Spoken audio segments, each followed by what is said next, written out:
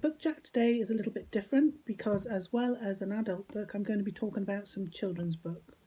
And the reason for this is because today is Empathy Day, and I've chosen the children's books that I'm going to talk about from the Empathy Lab collections. This is available online if you'd like to have a look, and then you can get all the books on Overdrive because everything I've read this week and that I'm going to talk about is available through Overdrive, which is how I got it. Empathy Day is held to help children to build empathy and understand how other people feel through reading. So the first book I'm going to talk about is the picture book, and that's called The Truth About Old People by Eileen Ellis. This is a fun, vibrant, beautifully illustrated book. If you like to share it with your child, I think it would pay rereading over and over again. It'd probably become one of their favourites. I certainly enjoyed it, and it really does show that elderly people aren't just ready to sit in their chair and not do anything. They're also full of life as well. So the next book is Charlie Changes into a Chicken by Sam Copeland. It's a good bit of alliteration there. Charlie, should I say, not Sam. Charlie is a little boy who's quite worried because his brother is in hospital, seriously ill. He has lots of worries in that his brother's ill, he's getting bullied, and he's worried about his parents because they're stressed out, and he doesn't like the way they are with each other. So one day he's getting so stressed out he feels himself really, he's changed into a chicken. And then throughout the book he changes into various animals. So he tells his three best friends about this awful condition that he has, and they decide to try an experiment, some quite dangerous experiment, to see how stressed he has to get before he turns into another animal. Unfortunately for him, the bully also finds out that he changes into an animal and how, so he tries to goad him into changing at awkward moments, and the fact that they're both in a play together is going to be one of those awkward moments. So this is a really, really funny read. At one point he turns into a rhino.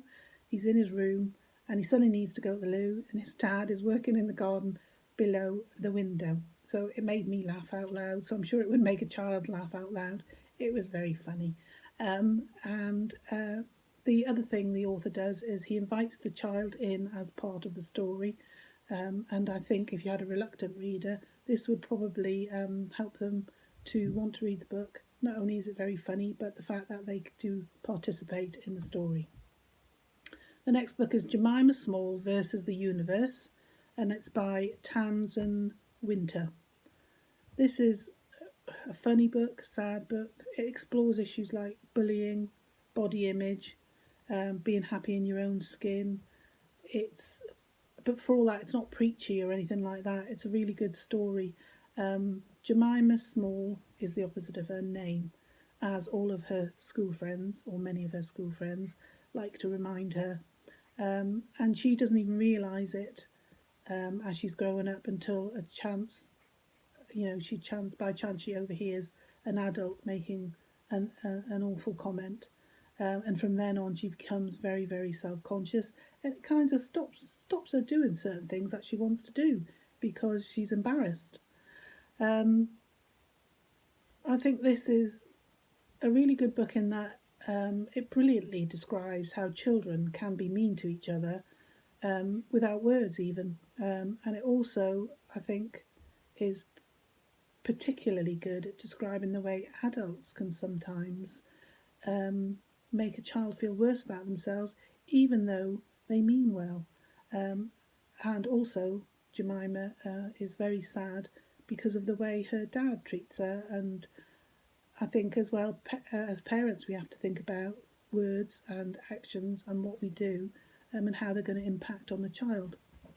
So this is a very good book. I think it would be good for an adult to read, a child to read, anybody really, because it really does hit the spot in evoking emotions. So the last one I'm going to talk about, which is the adult book, is called Be Frank With Me by Julia Claiborne Johnson, again available on Overdrive. So this book contains Well, the main characters are really quite awkward, difficult characters. It's told, we get to learn about them because we kind of follow them around um, through a young girl called Alice who has been sent as a mother's help by the publisher to get Mimi, the mother, to finish her book. So she meets Frank in this way and she lives with the family. And as well as the book telling us what goes on, Alice is recording what goes on as she lives with the family to be able to report to her bosses. Frank must have some kind of condition like autism, I think, but in the book he hasn't been actually.